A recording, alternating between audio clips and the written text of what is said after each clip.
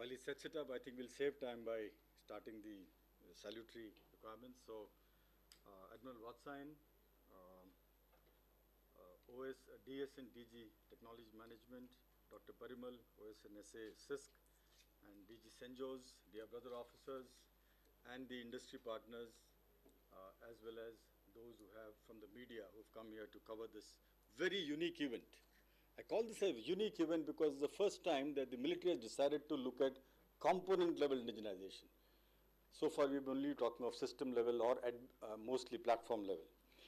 This is also unique because the CDS spoke of disruptive, the drone as such, but are we disruptive in our approach is a big question I want to ask the scientific community as well as the military. Coming to a few things about this workshop, obviously this is conceptualized by someone with a very high scientific understanding of the whole stuff, because we will have to now address drones which start from the level of a mosquito drone to a B-2 bomber. Are we ready for that as India? We are not too sure. And in the indigenization, we have to look at the component level indigenization, subsystem, system, platform, and the entire ecosystem. How do we do this is a big question. But before we do that, we need to understand what is the vulnerability in the system.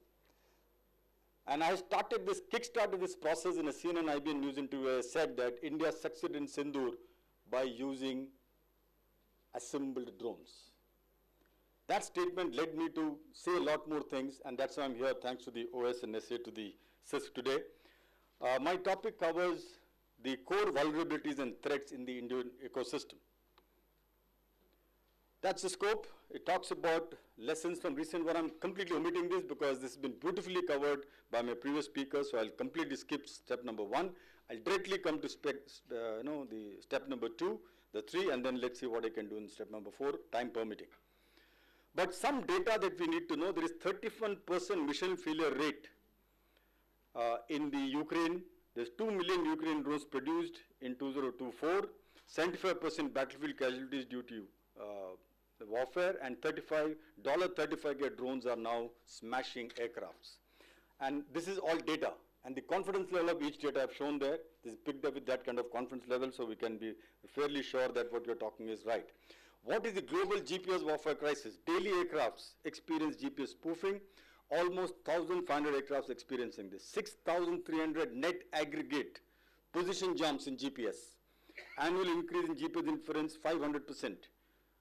Under $100 eBay jammers are available. Do we want to be dependent on GPS, or are we ready to migrate to Navik, and is Navik ready to give us that ecosystem where our drones can be dependent? These are big question marks in our Indian ecosystem. China-Pakistan drone buildup, I will not cover this. Technology vulnerability, let's come to this.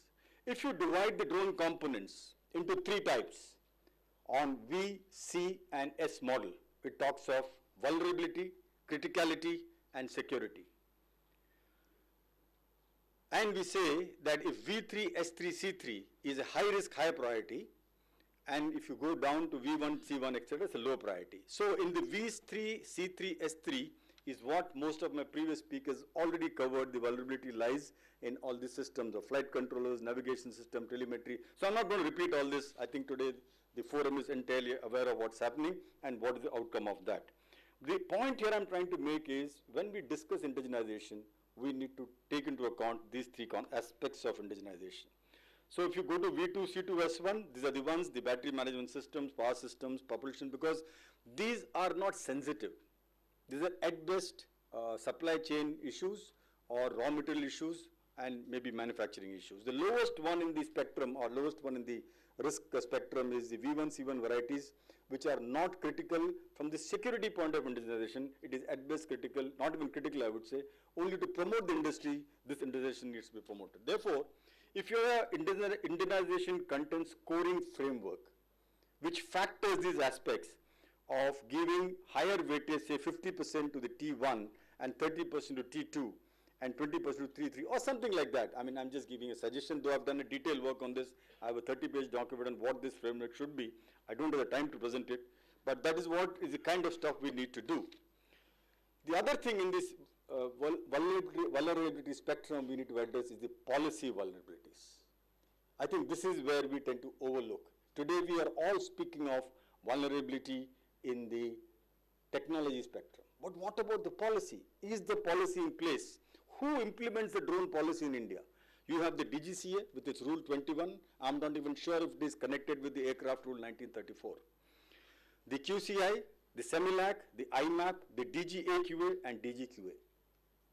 There are critical gaps in the policy they have come out with, because the policies were created when Sindhu did not happen. The policies were created when there were no swarm drones entering a country and destroying bombers. The policies were created when CIADs were not happening. So we need to relook at these policies. So what are the major issues? There are hundreds of issues I've highlighted in that. I'm going to present a document to the Secretary Aviation. I've already done that on what are these policies, but I'm just trying to highlight a major one so that we are at least looking at these in a big way. There is no requirement in the DGCA approval for declaring what component are you using, how much of component of Chinese is there. And DGCA looks at whether an importer, manufacturer, developer or assembler as the same. There is no difference between any one of them. Thirdly, civilian drones can contain 100%, that's not such a bad thing, but there is no verification to the manufacturer's claims. There is very little mechanism, at least on paper. The operator accountability is very difficult to establish. There is no linkage, there is no pairing between a flight controller or a navigation module or a C2 module, or for that matter the GCS and the operator. You have a simple mobile, right? Our mobiles are today mapped. You go to buy a mobile. The mobile takes your mobile number, it takes your identity proof before it sells your mobile. That mobile has got a SIM card which has a unique number. The mobile has an IEM number which has a unique number, so that in the time of need the government can trace the mobile back to the person and what that mobile did from where. Are we doing this to the drones? And the drones are 100 times more threatful than a mobile. We are not doing this. Why aren't we? So this there lies. Why? Because today, in today's rule, let's say existing, whatever is existing, anybody can fly a drone today in this country and hit a target. You won't even know, you can't even trace him, where it has come from and from where it hit. So unless and until we do the traceability factor, there lies a huge, huge vulnerability in the internal security mechanism of this country. Imagine, I don't want to be alarmist. Imagine a drone takes off tomorrow, a small drone, for example, I'm talking of a mini drone. Mini drone is not even mapped by DGQA, because only small drones and above are mapped. Others don't even need to acquire the type certification. If a mini drone with a small explosive content takes off and lands up in an ammunition dump, it can create havoc. Why aren't we mapping the mini drones? Aren't they as dangerous? Likewise, you have the RPV drone. So when I went into all this system, the security evaluation assessment that is there with DGQA is very low. Is the DGQA what they are, DGCA, what they are doing, are they in conformity with the national security requirements? I'm not sure whether they are built into that system or not, because DGCA is primarily focusing on manufacturing. That's all. The security envelope is not part of their charter. They need to look at that too. While they are doing that, the military is procuring. Now, while type certification is required for all drones which are not mini and up to 500 kilogram payload or 150 kilogram payload, all drones which are RPVs model don't need type certification. The drones which are coming to the military don't need type certification. That means anyone can make a drone in this country without getting for type certification and supply the drone to the military. So, where are these drones? Who's handling these drones? Who's accounting for these drones which are so-called being made for the military and not supplied? Even within the military, there is DGQA and there is DGAQA which comes under CEMILAC. While CEMILAC does a lot of aircraft level certification through the IMAP procedure, but is the DGQA capable, empowered and given the necessary wherewithal to certify these drones, even for airworthiness, even for security matters? It's a big question mark. We have gone through this. I kind of advise about 8 drone companies on technology development, on military application development. The DGQA struggles to give you a clearance, literally, because one, they are not so well, the HR content is very low. Two, the tool content is very low. So my recommendation is that the DGQA itself should come under CEMILAC and they should be empowered to do this entire process. Uh, just a simple example. Just see the red line, National Security Implication of DGC Rule 21. There are 34,591 UINs issued. Type certified are 122 UINs. Non-type certified, which is enlisted, is 646. Non-type certified nano model is 4989. And pilots are 13,986. So today there in India there are 13,986 pilots. But there is still a balanced number of 14,870 units. What is this? I filed in RTA to find out what is this. We don't know what this is. Who is holding these numbers? What are they holding these numbers for? So these are the gaps that we have. And coming to the other part regarding, there is this called as this DigiSky, which is now migrating to another platform, which is supposed to monitor the drones that take off. Does DigiSky have traceability? Are they able to look at which drone is taking off from where? Well, you have a policy in place, but do you have the technology and the system in place to monitor a drone that takes off and moves off from a restricted to a prohibited area, or from a free zone to a restricted area? Do you have a mechanism to do it? Even to red flag it, leave alone bring it down immediately?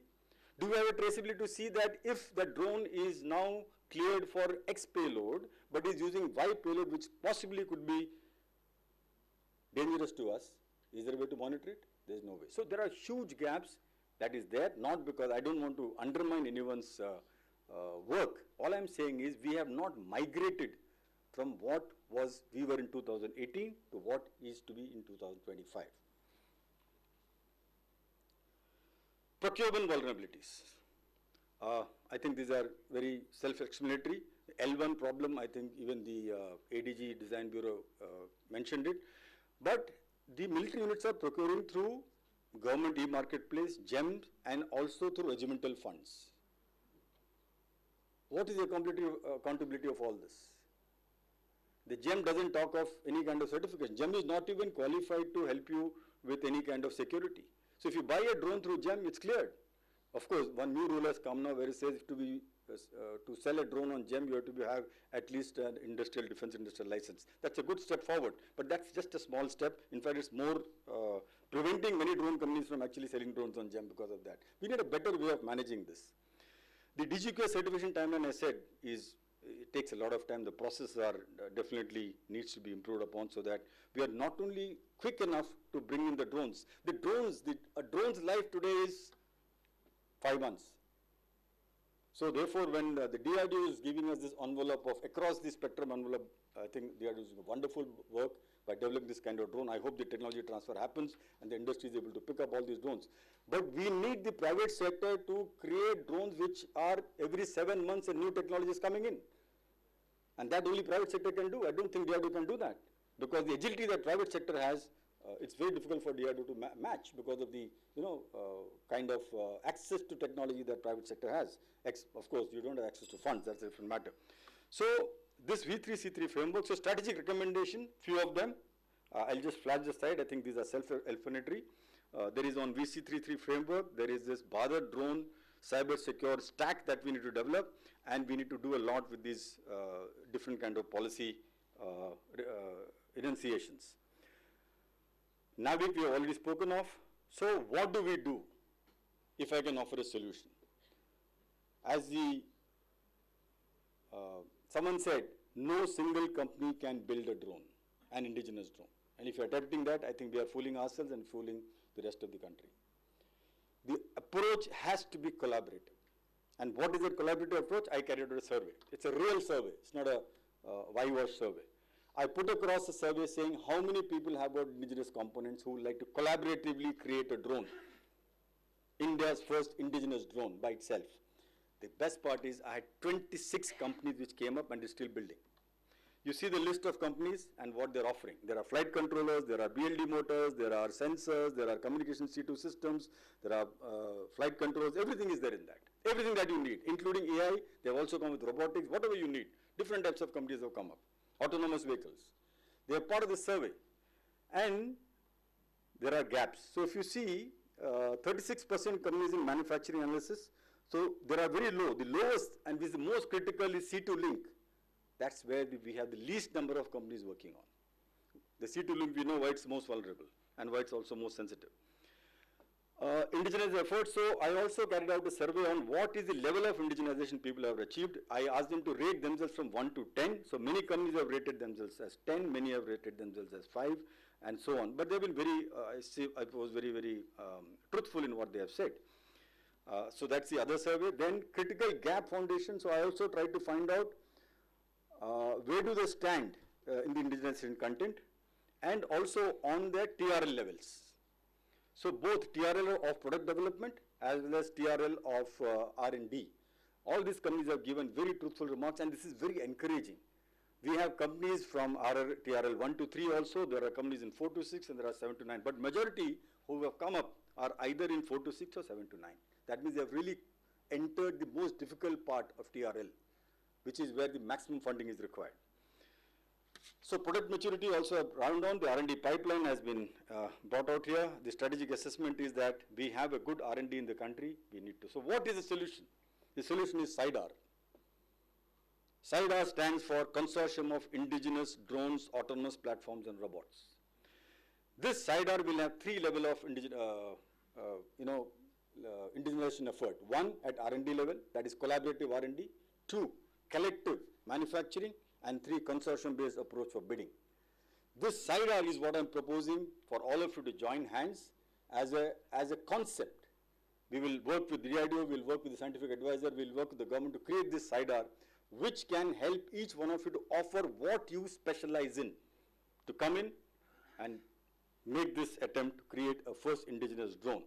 And the best part is, when I asked the question, how many of you are willing to join this CIDR, I had a yes from 96% companies. Only one company said maybe. Nobody said no.